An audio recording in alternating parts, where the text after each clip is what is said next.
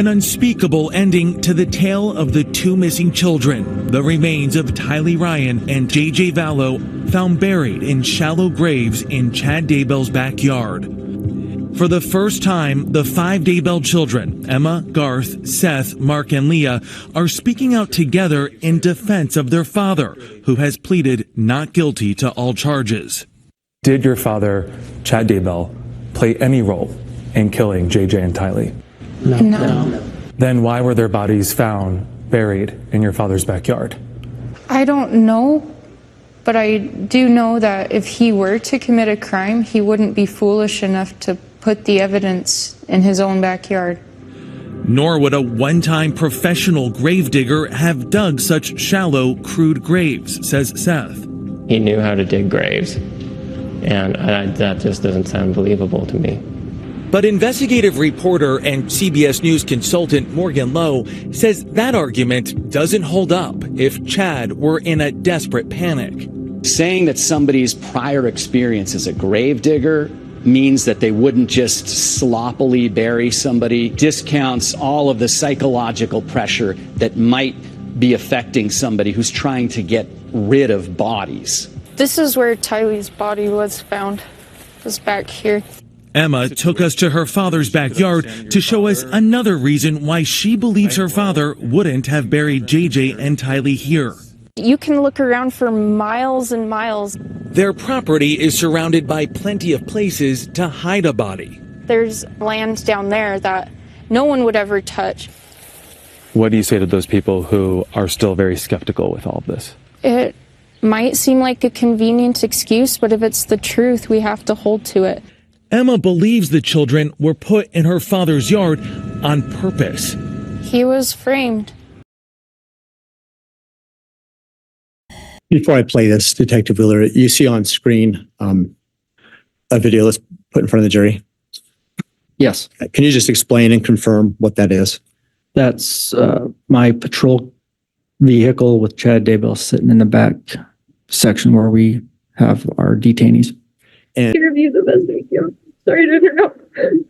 So keep paying the mortgage out of the company. Okay. No, you can probably set it up though.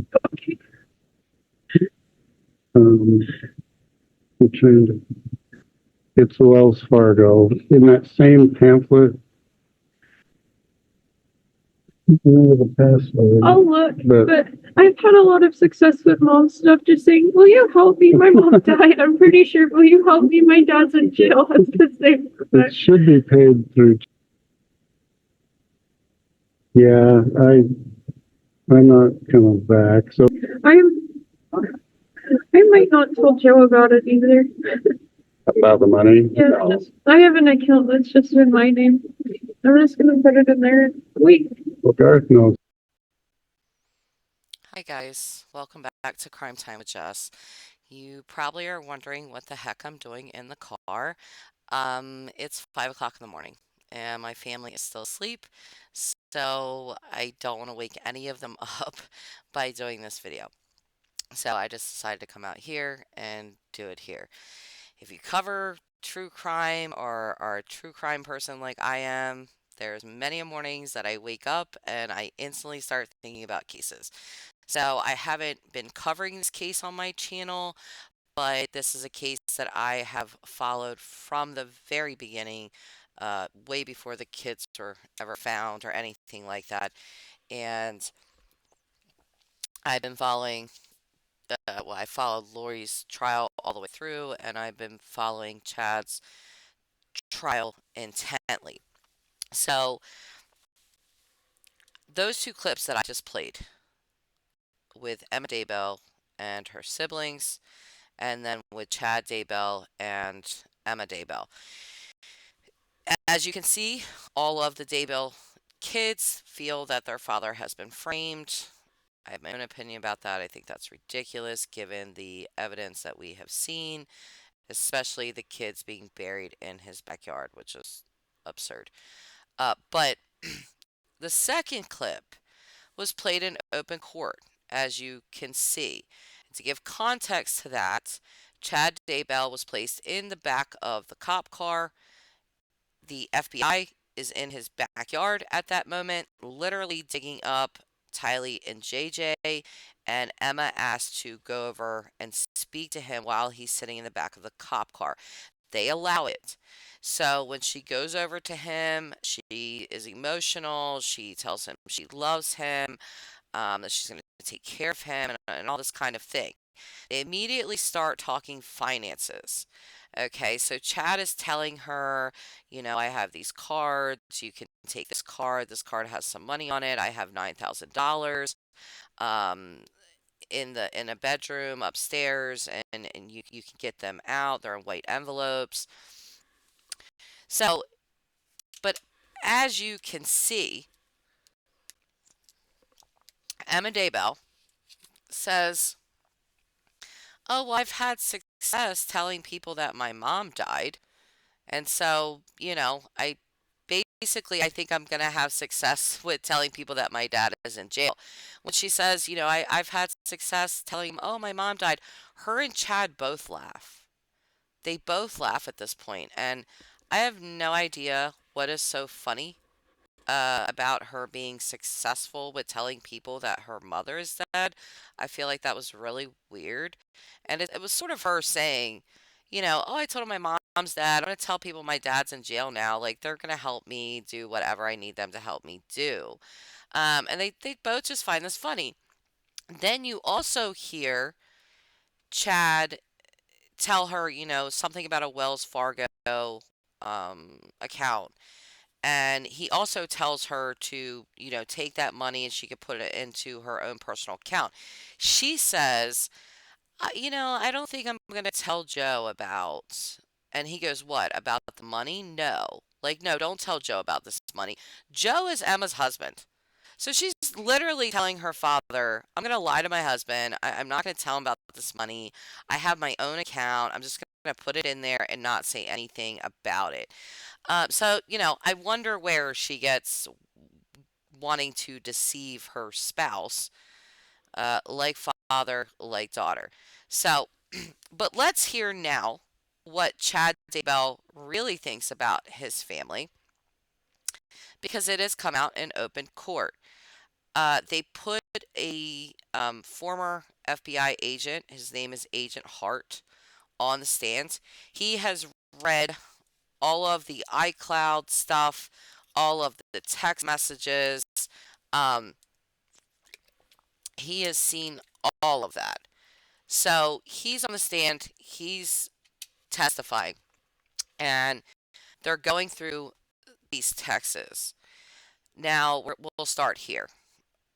Chad tells Lori, quote, they is his family. They is Tammy and his children. They want to go to Craters of the Moon National Park. I can't take much more. So trapped. Lori replies, are we supposed to wait forever? Chad is on vacation with Tammy and his family at this time. Chad tells Lori, no, but the next 2 days will be torture. He is describing his vacation with his family to her as torture. He then says, thankfully, I will be alone most of Wednesday and beyond. Lori replies, is that what he wants? He being God. Is that what he wants? For me to sit around waiting for you endlessly and you miserably wasting? It just doesn't feel right. Chad says, I'm so frustrated. I'm so sorry, honey. Lori responds, you can't just keep tearing my heart out. I really can't take it anymore. I'm sorry. This is 1 month to the day after Charles Vallow's death that they are having this text exchange while Chad is on vacation with his family. So Lori then says, if you really loved me, you wouldn't want that either. She then tells him, you should give all of your love and attention to your wife and family. I'm just a distraction. Go have fun with your family. I really want you to. I just can't be in the way anymore.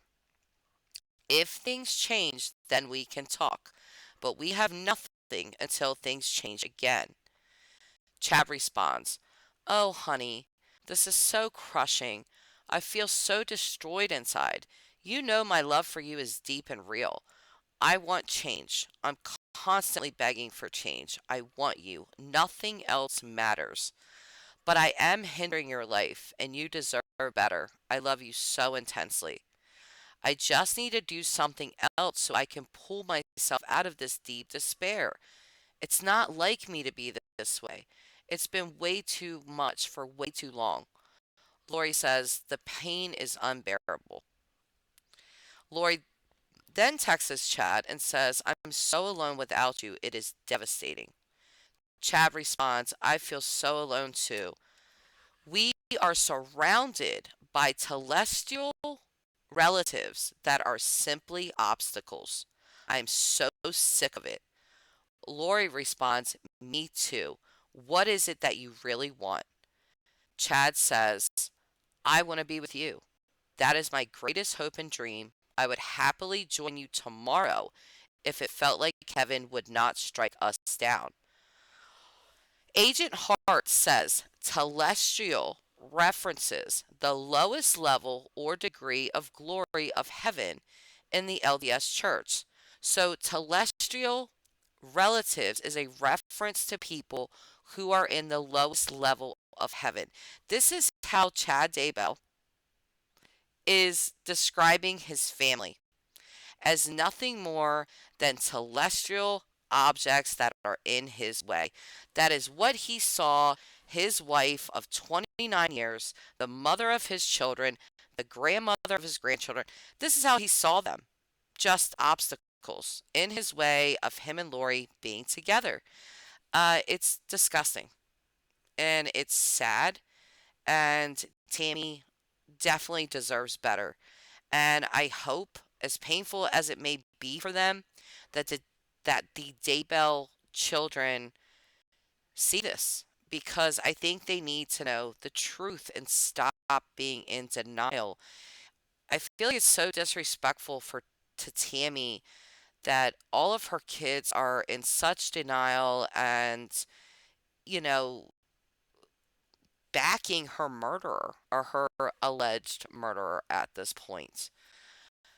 But I hope they do see this. I hope that they come to terms with how their father really saw them and their mother, and I hope they heal from it. So, until next time, guys, bye for now.